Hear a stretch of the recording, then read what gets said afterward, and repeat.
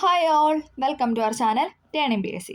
അപ്പോൾ നമ്മളിന്ന് ഡിസ്കസ് ചെയ്യാനായിട്ട് പോകുന്നത് +2 ലെവൽ മെയിൻസിൻ്റെ ഒരു ക്വസ്റ്റ്യൻ പേപ്പറാണ്. ഒട്ടും വൈകാതെ നമുക്ക് സ്റ്റാർട്ട് ചെയ്യാം. 1929 ലാഹോർ കോൺഗ്രസ് സമ്മേളനവുമായി ബന്ധപ്പെട്ട് നൽകിയിരിക്കുന്ന പ്രസ്താവനയിൽ ശരിയായത് തിരഞ്ഞെടുക്കാനാണ് പറഞ്ഞിരിക്കുന്നത്. അപ്പം 29 ലാഹോർ കോൺഗ്രസ് സമ്മേളനവുമായി ബന്ധപ്പെട്ട ശരിയായത്. ഇവിടെ ഏതാണ് ശരിയായിട്ട് കൊടുത്തിരിക്കുന്നത്? ഓപ്ഷൻ സി ആണ്. 1, 3 ശരിയെന്ന് പറയുന്നത്. ജവഹർലാൽ നെഹ്റു കോൺഗ്രസിന്റെ പ്രസിഡന്റായി 1929 ലാഹോർ കോൺഗ്രസ് സമ്മേളനത്തിന്റെ പ്രസിഡന്റ് എന്ന് പറയുന്നത് നെഹ്റു ആയിരുന്നു.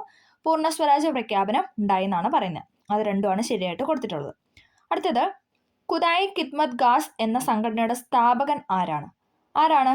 ഖാൻ അബ്ദുൽ ഗാഫർ ഖാനാണ്. ഖുദായി ഖിദ്മത്ത് ഗാസ് എന്ന സംഘടനയുടെ സ്ഥാപകനാണ് ഖാൻ അബ്ദുൽ ഗാഫർ ഖാൻ. 1937 പ്രവിശ്യകളിലേക്ക് നടന്ന ആദ്യ തെരഞ്ഞെടുപ്പിൽ ഇന്ത്യൻ നാഷണൽ കോൺഗ്രസ് എത്ര പ്രവിശ്യകളിലാണ് ഗവൺമെന്റ് രൂപീകരിച്ചത്? എത്രയാണ്? ഓപ്ഷൻ എ 7 ഇമ്പോർട്ടൻ്റ് ആണ്. 1937 പ്രവിശ്യകളിലേക്ക് നടന്ന ആദ്യത്തെ തെരഞ്ഞെടുപ്പിൽ ഇന്ത്യൻ നാഷണൽ കോൺഗ്രസ് എത്ര പ്രവിശ്യകളിലാണ് ഗവൺമെന്റ് രൂപീകരിച്ചതെന്ന് വെച്ചാൽ 7 പ്രവിശ്യകളിലായിരുന്നു. പ്രത്യക്ഷ പ്രവർത്തന ദിനം ആഹ്വാനം ചെയ്തത് ആരാണ്? പ്രത്യക്ഷ പ്രവർത്തന ദിനം ആഹ്വാനം ചെയ്തത് മുഹമ്മദ് അലി ജിന്നയാണ്. പ്രത്യക്ഷ പ്രവർത്തന ദിനം ആഹ്വാനം ചെയ്തത് മുഹമ്മദ് അലി ജിന്നയാണ്. നെയിം താലിം എന്ന വിദ്യാഭ്യാസ ആശയം ആരുമായി ബന്ധപ്പെട്ടിരിക്കുന്നു? എല്ലാവർക്കും അറിയാം അല്ലെ, ഗാന്ധിജിയുമായി ബന്ധപ്പെട്ടതാണ് നെയിം താലിം എന്ന വിദ്യാഭ്യാസ ആശയം. സ്വതന്ത്ര ഇന്ത്യയിലെ പ്രധാന ഇരുമ്പുരുക്ക് വ്യവസായശാലകളും സഹായം നൽകിയ രാജ്യങ്ങളും ചുവടെ നൽകിയിരിക്കുന്നു. ചേരാത്തത് തിരിച്ചറിയാനാണ് പറഞ്ഞിരിക്കുന്നത്, അതായത് തെറ്റായത്. ഇവിടെ ഏതാണ് തെറ്റായിട്ട് കൊടുത്തത്? ഓപ്ഷൻ സി ആണ്, അതായത് 3ാമത്തെ സ്റ്റേറ്റ്മെന്റ്. ഓക്കെ. ബൊക്കാറോ എവിടെയാണ്? ജാർഖണ്ഡിലാണല്ലേ. ബൊക്കാറോ ജാർഖണ്ഡ് റഷ്യ അല്ലെങ്കിൽ സോവിയറ്റ് യൂണിയന്റെ സഹായമാണ് നൽകിയത്. ഓക്കെ. ബൊക്കാറോ ജാർഖണ്ഡ് റഷ്യ. ദുർഗാപൂർ എവിടെയാണ്? ദുർഗാപൂർ ബംഗാളിലാണല്ലേ. ബംഗാളിലാണ്. ആരുടെ സഹായമാണെന്ന് വെച്ചാൽ ബ്രിട്ടന്റെ സഹായമാണ്. Britain. Bokaro Jharkhand Russia, Durgapur Bengal Britain. Bhilai എവിടെയാണ്? ഭിലായി ഛത്തീസ്ഗഡിലാണ്. ആരുടെ സഹായമാണെന്ന് വെച്ചാൽ ജപ്പാൻ അല്ല, റഷ്യയാണ്. റഷ്യ USSR തന്നെയാണ്. ഓക്കെ. റൂർക്കേല എവിടെയാണ്? റൂർക്കേല ഒഡീഷയിലാണ്. സഹായം ചോദിച്ചാൽ ജർമ്മനിയാണ്. അപ്പോൾ ഇവിടെ തെറ്റായിട്ട് കൊടുത്ത 3ാമത്തെ സ്റ്റേറ്റ്മെന്റ് ആയിരുന്നു, അതായത് ഭിലായി എന്ന് പറയുന്നത് ജപ്പാൻ അല്ല, റഷ്യയാണ്. ഓക്കെ, ഒന്നും കൂടെ പറയാം. ബൊക്കാറോ ജാർഖണ്ഡിലാണ് സ്ഥിതി ചെയ്യുന്നത്, റഷ്യയുടെ സഹായമാണ്. ദുർഗാപൂർ ബംഗാളിലാണ് സ്ഥിതി ചെയ്യുന്നത്, അതായത് വെസ്റ്റ് ബംഗാളിലാണ്, ബ്രിട്ടന്റെ സഹായത്തോടു കൂടി. ഭിലായി ആണെങ്കിൽ ഛത്തീസ്ഗഡ് ആണ് സ്ഥിതി ചെയ്യുന്നത്, ജപ്പാന്റെ സഹായമല്ല, റഷ്യയുടെ സഹായമാണ്. ഓക്കെ, റഷ്യ, USSR അല്ലെങ്കിൽ റഷ്യ. റൂർക്കേല എവിടെയാണ്? റൂർക്കേല ഒഡീഷയിലാണ്. ഇത് ജർമ്മനിയുടെ സഹായത്തോടെയാണ് സ്ഥാപിച്ചത്. ഓക്കെ. അടുത്തത്, നമ്മുടെ ജീവിതത്തിൽ നിന്നും പ്രകാശം മാഞ്ഞു പോയിരിക്കുന്നു, എവിടെയും ഇരുട്ടാണ്. ഗാന്ധിജിയുടെ മരണത്തെക്കുറിച്ച് ഇപ്രകാരം അഭിപ്രായപ്പെട്ടത് ആരാണ്? എല്ലാവർക്കും അറിയാലേ, നെഹ്റു ആണ് അല്ലെ. ഓപ്ഷൻ ബി നെഹ്റു ആണ്. നമ്മുടെ ജീവിതത്തിൽ നിന്നും പ്രകാശം മാഞ്ഞു പോയിരിക്കുന്നു, എവിടെയും ഇരുട്ടാണ്. ഗാന്ധിജിയുടെ മരണത്തെക്കുറിച്ച് ആരാണ് ഈ വാക്കുകൾ പറഞ്ഞതെന്ന് വെച്ചാൽ ജവഹർലാൽ നെഹ്റു ആണ്. ഇന്റഗ്രേഷൻ ഓഫ് ഇന്ത്യൻ സ്റ്റേറ്റ് എന്ന ഗ്രന്ഥത്തിന്റെ കർത്താവാണ് ആര്? VP മേനോൻ. എസ്സേർട്ട് ഫാക്ട് ആണ്. ഇന്റഗ്രേഷൻ ഓഫ് ഇന്ത്യൻ സ്റ്റേറ്റ് എന്ന ഗ്രന്ഥത്തിന്റെ കർത്താവാണ് VP മേനോൻ. സ്വാതന്ത്ര്യാനന്തര ഇന്ത്യയിൽ താഴെ നൽകിയിരിക്കുന്ന പ്രദേശങ്ങൾ ഏതൊക്കെയാണ് ഫ്രാൻസിന്റെ അധീനതയിലുണ്ടായിരുന്നു? ഫ്രാൻസിന്റെ അധീനതയിലുണ്ടായിരുന്ന ഏതൊക്കെയായിരുന്നു? 2, 3, 4. പോണ്ടിച്ചേരി, യാനം, കാരക്കൽ. പോണ്ടിച്ചേരി, യാനം, കാരക്കൽ എന്ന് പറയുന്നതാണ് ആരുടെ അധീനതയിലുണ്ടായിരുന്ന? ഫ്രാൻസിന്റെ അധീനതയിലുണ്ടായിരുന്നു. അതേസമയം ഗോവ ആരുടെ ആയിരുന്നു? അത് ഗോവ പോർച്ചുഗീസുകാരുടെ കയ്യിലായിരുന്നു അല്ലേ. ഗോവ പോർച്ചുഗീസുകാരുടെ കയ്യിലായിരുന്നു. അടുത്തത്, താഴെ നൽകിയിരിക്കുന്നവരിൽ കൊച്ചി ലെജിസ്ലേറ്റീവ് കൗൺസിൽ അംഗമായിരുന്നത് ആരാണ്? കൊച്ചി ലെജിസ്ലേറ്റീവ് കൗൺസിൽ അംഗമായിരുന്നത് ആരായിരുന്നു? പണ്ഡിറ്റ് KP കറുപ്പനാണ് അല്ലെ. കൊച്ചി ലെജിസ്ലേറ്റീവ് കൗൺസിൽ അംഗമായിരുന്ന പണ്ഡിറ്റ് KP കറുപ്പനാണ്. ജീവിത സമരം ആരുടെ ആത്മകഥയാണ്? ജീവിത സമരം എന്ന് പറയുന്നത് C കേശവന്റെ ആത്മകഥയാണ്. ജീവിത സമരം എന്ന് പറയുന്നത് C കേശവന്റെ ആത്മകഥയാണ്. വൈക്കം സത്യാഗ്രഹവുമായി ബന്ധപ്പെട്ട് താഴെ പറയുന്ന പ്രസ്താവന പരിശോധിച്ച് ശരിയായത് തിരഞ്ഞെടുക്കാനാണ് പറഞ്ഞിരിക്കുന്നത്. വൈക്കം സത്യാഗ്രഹവുമായി ബന്ധപ്പെട്ട ശരിയായ പ്രസ്താവന ഏതാണ് അവിടെ ശരിയായിട്ട് കൊടുത്തിരിക്കുന്നത്? ഓപ്ഷൻ D ആണ്. 1ഉം 2ഉമാണ്. സവർണജാഥ വൈക്കം സത്യാഗ്രഹവുമായി ബന്ധപ്പെട്ട്. സവർണജാഥ നയിച്ചത് ആരായിരുന്നു? മന്നത്ത് പത്മനാഭനായിരുന്നു അല്ലെ. ഓക്കെ. സവർണജാഥ വൈക്കം സത്യാഗ്രഹവുമായി ബന്ധപ്പെട്ടതാണ്. 1925 സത്യാഗ്രഹം അവസാനിപ്പിച്ചു അല്ലെ. വൈക്കം സത്യാഗ്രഹം എന്ന് സ്റ്റാർട്ട് ചെയ്തത് 24ലാണ് അല്ലെ.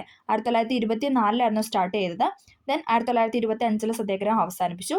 സവർണജാഥ വൈക്കം സത്യാഗ്രഹവുമായി ബന്ധപ്പെട്ടതാണ്. ഓക്കെ. അടുത്തത്, ഒറ്റപ്പാലത്ത് വെച്ച് നടന്ന ആദ്യ അഖില കേരള പ്രവിശ്യ സമ്മേളനത്തിന്റെ അധ്യക്ഷൻ ആരായിരുന്നു? T പ്രകാശം അല്ലെ. ആന്ധ്ര കേസരി എന്നറിയപ്പെടുന്ന T പ്രകാശമാണ് ഒറ്റപ്പാലത്ത് വെച്ച് നടന്ന ആദ്യ അഖില കേരള പ്രവിശ്യ സമ്മേളനത്തിന് അധ്യക്ഷൻ എന്ന് പറയുന്നത്.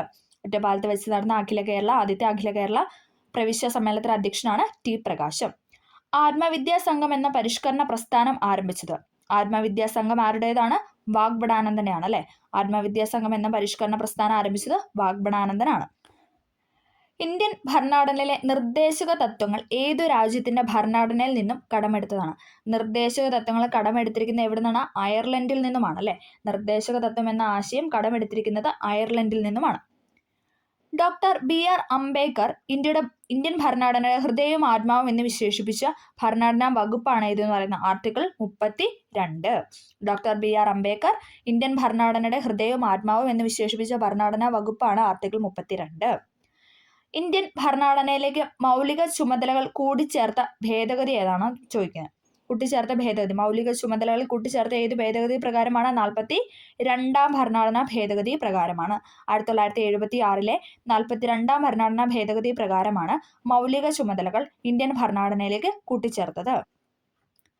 മൗലിക അവകാശങ്ങൾ ഇന്ത്യൻ ഭരണഘടനയുടെ ഏതു ഭാഗത്തിൽ ഉൾപ്പെടുത്തിയിരിക്കുന്നു? മൗലിക അവകാശങ്ങൾ ഉൾപ്പെടുത്തിയിരിക്കുന്നത് ഭാഗം 3ലാണ് അല്ലെ. മൗലിക അവകാശങ്ങൾ പാർട്ട് 3ലാണ്. നിയമവിധേയമല്ലാതെ തടവിൽ വെച്ചിരിക്കുന്ന ഒരാളെ മോചിപ്പിക്കുന്നതിനായി കോടതി പുറപ്പെടുവിക്കുന്ന റിട്ടാണ് ഏതെന്ന് പറയുന്നത്? ഓപ്ഷൻ സി ഹെബിയസ് കോർപ്പസ് എന്ന് പറയുന്നത്. നിയമവിധേയമല്ലാതെ തടവിൽ വെച്ചിരിക്കുന്ന ഒരാളെ മോചിപ്പിക്കുന്നതിനായി കോടതി പുറപ്പെടുവിക്കുന്ന ഉത്തരവാണ് ഹെബിയസ് കോർപ്പസ് അല്ലെ. ശരീരം ഹാജരാക്കുക എന്നാണ് അർത്ഥമെന്ന് പറയുന്നത്. അടുത്തിടെ ഇന്റർമീഡിയറ്റ് റേഞ്ച് ബാലിസ്റ്റിക് മിസൈലായ ഹ്വാസ്വാങ് 12 പരീക്ഷിച്ച രാജ്യം ഏതാണെന്നാണ് ചോദിക്കുന്നത്. ഏതാണ്? ഓപ്ഷൻ സി ഉത്തര കൊറിയയാണ്. ഹ്വാസ്വാങ് 12 പരീക്ഷിച്ച രാജ്യമാണ് ഉത്തര കൊറിയ. നാട്യശാസ്ത്രം എഴുതിയത് ആരാണ്? നാട്യശാസ്ത്രം എഴുതിയത് ഭരതമുനിയാണ്. നാട്യശാസ്ത്രം എഴുതിയത് ഭരതമുനിയാണ്.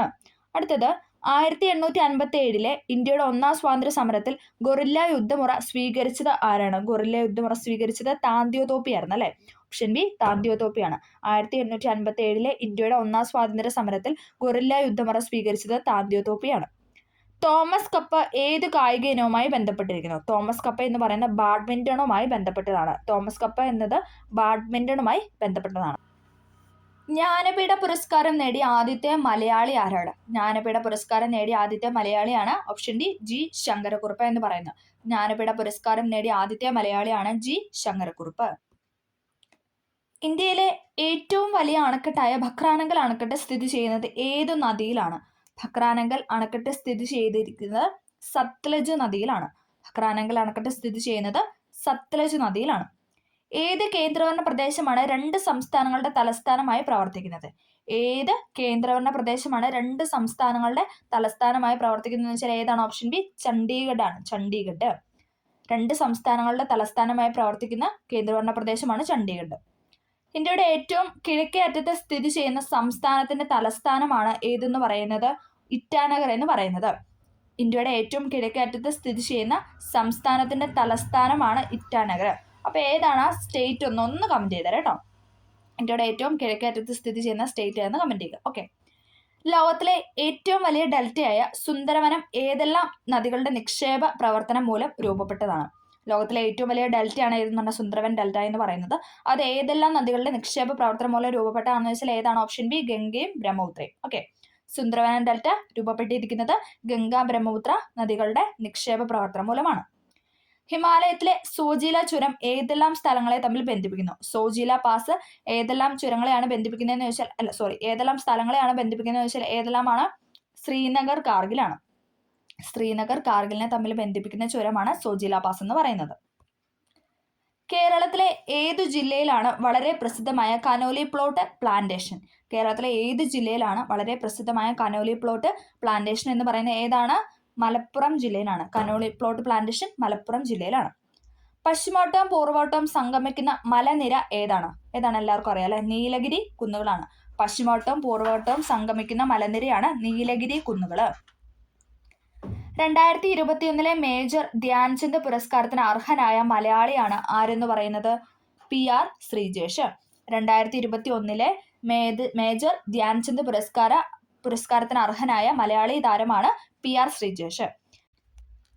കേരളത്തിലെ ഏറ്റവും നീളം കൂടിയ ദേശീയപാത ഏതാണ്? കേരളത്തിലെ ഏറ്റവും നീളം കൂടിയ ദേശീയപാതയാണ് NH 66, നാഷണൽ ഹൈവേ 66 എന്ന് പറയുന്നത്. കേരളത്തിലെ ഏറ്റവും നീളം കൂടിയ ദേശീയപാതയാണ് NH 66.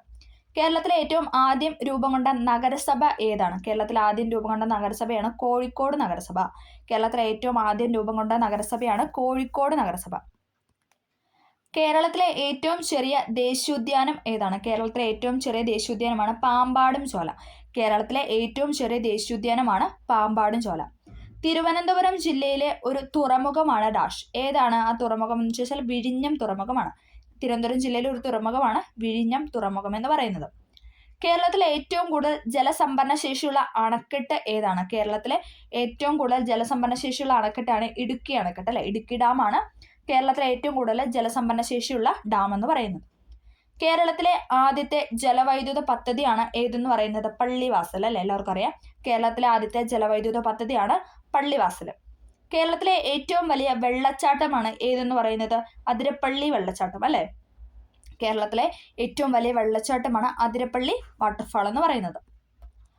പ്രമേഹം ബാധിച്ച കുട്ടികൾക്കുള്ള സൗജന്യ ചികിത്സാ പദ്ധതിയാണ് ഏതെന്ന് പറയുന്നത്? മിഠായി അല്ലെ. നമുക്കറിയാം കുട്ടികളൊക്കെ മിഠായി കഴിച്ചു മധുരം അല്ലെ, ആ ഒരു ഇത് വെച്ചിട്ട് കണക്ട് ചെയ്യാറുണ്ട്. ആ പദ്ധതിയുടെ പേരാണ് മിഠായി. അതായത് മിഠായിക്കൊക്കെ മധുരം അല്ലേ. ഓക്കെ. പ്രമേഹം ബാധിച്ച കുട്ടികൾക്കുള്ള സൗജന്യ ചികിത്സാ പദ്ധതിയാണ് മിഠായി.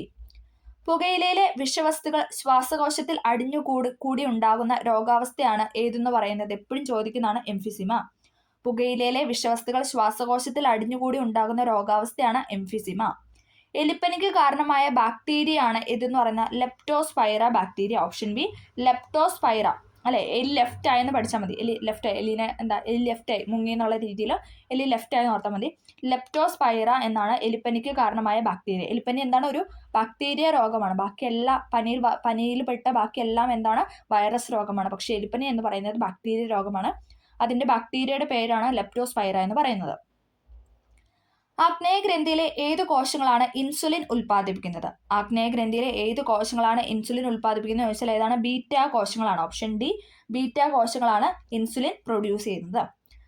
മനുഷ്യരിൽ മുറിവുണ്ടാകുമ്പോൾ സാധാരണഗതിയിൽ 8 മുതൽ 15 മിനിറ്റിനുള്ളിൽ രക്തം കട്ടപിടിക്കുന്നു. രക്തം കട്ട പിടിക്കാത്തതോ നിലയ്ക്കാത്തതോ ആയ അവസ്ഥയുടെ കാരണം പരിശോധിക്കുന്ന ടെസ്റ്റാണ് APTT എന്ന് പറയുന്നത്. APTT test. എന്താണ്? നമ്മൾക്ക് എന്തെങ്കിലും ഒരു മുറിവൊക്കെ ഉണ്ടായി കഴിഞ്ഞാൽ നമുക്കറിയാം അല്ലെ, കുറച്ച് സമയം കഴിയുമ്പോഴത്തേക്ക് എന്താണ് ആ മുറിവ് പതുക്കെ അല്ലെ, ആ ഒരു ബ്ലഡ് ഒഴുകുന്നൊക്കെ നിന്നിട്ട് എന്താണ് അവിടെ ഇങ്ങനെ ഒരു വെള്ള കളറിലൊക്കെ വന്ന് ആ ഒരു മൂടൽ പോലെ വന്ന് നമുക്കതിങ്ങനെ അടയാറുണ്ട്. ഇൻ കേസ് അങ്ങനെ വരുന്നില്ല, കുറേ നേരമായിട്ടും കണ്ടിന്യൂസ് ആയിട്ട് ബ്ലഡ് ഇങ്ങനെ ഫ്ലോ ചെയ്തുകൊണ്ടിരിക്കുകയാണെങ്കിൽ അതിൻ്റെ കാരണം അറിയാൻ വേണ്ടി, എന്താണ് അങ്ങനെ ബ്ലഡ് പോകുന്നത്, എന്തവസ്ഥയാണെന്ന് അറിയാൻ വേണ്ടിയിട്ടാണ് APTT ടെസ്റ്റ് നടത്തുന്നത്. രോഗകാരികളായ സൂക്ഷ്മജീവികളുടെ മരുന്നുകളോടുള്ള അതിജീവന ശേഷിക്കെതിരെ പോരാടാൻ ലക്ഷ്യം വെക്കുന്ന കർമ്മ പദ്ധതി ആദ്യമായി നടപ്പിൽ വരുത്തിയത് കേരളത്തിലാണ്. ഇതിന്റെ പേരാണ് ചോദിക്കുന്നത്. ഏതാണ്? കർസാപ്പാണ്. കർസാപ്പ്. രോഗകാരികളായ സൂക്ഷ്മജീവികളുടെ മരുന്നുകളോടുള്ള അതിജീവന ശേഷിക്കെതിരെ പോരാടാൻ വേണ്ടി ലക്ഷ്യം വെക്കുന്ന കർമ്മ പദ്ധതി ആദ്യമായി നടപ്പിൽ വരുത്തിയത് ഏത് സ്റ്റേറ്റ് ആണെന്ന് വെച്ചാൽ കേരളമാണ്. അതിന്റെ പേരാണ് കർസാപ്പ് എന്ന് പറയുന്നത്. മസ്തിഷ്കത്തിന്റെ വൈദ്യുത തരംഗങ്ങളെ രേഖപ്പെടുത്താനുള്ള ഉപകരണമാണ് ഏതെന്ന് പറയുന്നത്? ഇലക്ട്രോ എൻസഫലോഗ്രാം അല്ലെ. Electro encephalogram. മസ്തിഷ്കത്തിന്റെ വൈദ്യുത തരംഗങ്ങളെ രേഖപ്പെടുത്താനുള്ള ഉപകരണമാണ് ഇലക്ട്രോ എൻസഫലോഗ്രാം. ജനിതക വൈകല്യം മൂലം ഹീമോഗ്ലോബിന്റെ ഘടനയിൽ മാറ്റം ഉണ്ടാവുകയും ഓക്സിജൻ സംവഹനശേഷി കുറയുകയും ചെയ്യുന്ന രോഗമാണ് ഏത്? അരിവാൾ രോഗം, സിക്കിൾ സെൽ അനീമിയ എന്നൊക്കെ പറയുന്നത് അല്ലെ. ജനിതക വൈകല്യം മൂലം ഹിമോഗ്ലോബിന്റെ ഘടനയിൽ മാറ്റമുണ്ട് അല്ലെ. അരിവാൾ പോലെ എന്താണ് RBC വളഞ്ഞ അരിവാൾ രൂപത്തിലാവുന്നതാണ് എന്താണ് അരിവാൾ രോഗം എന്ന് പറയുന്നത്. ജനിതക വൈകല്യം മൂലം ഹിമോഗ്ലോബിന്റെ ഘടനയിൽ മാറ്റം ഉണ്ടാവുകയും ഓക്സിജൻ സംവഹനശേഷി കുറയുകയും ചെയ്യുന്ന രോഗമാണ് അരിവാൾ രോഗം അഥവാ സിക്കിൾ സെൽ അനീമിയ എന്ന് പറയുന്നത്. കോശവിഭജന പ്രക്രിയയിലെ നിയന്ത്രണ സംവിധാനങ്ങൾ തകരാറിലായി സാധാരണ കോശങ്ങൾക്ക് രൂപമാറ്റവും ജനിതക മാറ്റവും സംഭവിച്ച് ട്യൂമറുകൾക്ക് കാരണമാകുന്നു. ഇത്തരം രൂപമാറ്റം വന്ന കോശങ്ങളാണ് ഏതെന്ന് പറയുന്നത്? നിയോപ്ലാസ്റ്റിക് കോശങ്ങൾ എന്ന് പറയുന്നത്. ഓപ്ഷൻ എ നിയോപ്ലാസ്റ്റിക് കോശങ്ങൾ. കോശവിഭജന പ്രക്രിയയിലൂടെ നിയന്ത്രണ സംവിധാനങ്ങൾ തകരാറിലായി സാധാരണ കോശങ്ങൾക്ക് രൂപമാറ്റവും ജനിതക മാറ്റവും സംഭവിച്ച് ട്യൂമറുകൾക്ക് കാരണമാകുന്നു. അത്തരം രൂപമാറ്റം വന്ന കോശങ്ങളെയാണ് നിയോപ്ലാസ്റ്റിക് കോശങ്ങൾ എന്ന് പറയുന്നത്. വായുവിലൂടെയോ സ്പർശനത്തിലൂടെയോ പ്രാണികളിലൂടെയോ ഭക്ഷണപാനീയങ്ങളിലൂടെയോ പകരാത്ത രോഗമാണ് ഏതെന്ന് പറയുന്നത്? എയ്ഡ്സ് എന്ന് പറയുന്നത് അല്ലെ. എയ്ഡ്സ് എന്ന രോഗം ഏതൊക്കെ രീതിയിൽ പകരില്ല എന്നതാണ് ഇതിൽ തന്നിരിക്കുന്നത്. ഏതൊക്കെയാണ്? വായുവിലൂടെ പകരില്ല, സ്പർശനത്തിലൂടെ പകരില്ല, പ്രാണികളിലൂടെ പകരില്ല, ഭക്ഷണപാനീയങ്ങളിലൂടെ ഒന്നും എന്താണ് എയ്ഡ്സ് എന്ന രോഗം പകരില്ല അല്ലെ. ഓക്കെ. അപ്പോൾ നമ്മൾ 50 ക്വസ്റ്റ്യൻസ് ആണ് ഡിസ്കസ് ചെയ്തത്. എല്ലാവർക്കും വീഡിയോ ഹെൽപ്ഫുൾ ആയെന്ന് വിചാരിക്കുന്നു. ഹെൽപ്ഫുൾ ആയെങ്കിൽ തീർച്ചയായും ലൈക്ക് ചെയ്ത് സപ്പോർട്ട് ചെയ്യുക. എന്തെങ്കിലും ഡൗട്ടോ കാര്യങ്ങളോ ഉണ്ടെങ്കിൽ തീർച്ചയായും കമൻ്റ് ആയിട്ട് രേഖപ്പെടുത്തുക. Okay, thank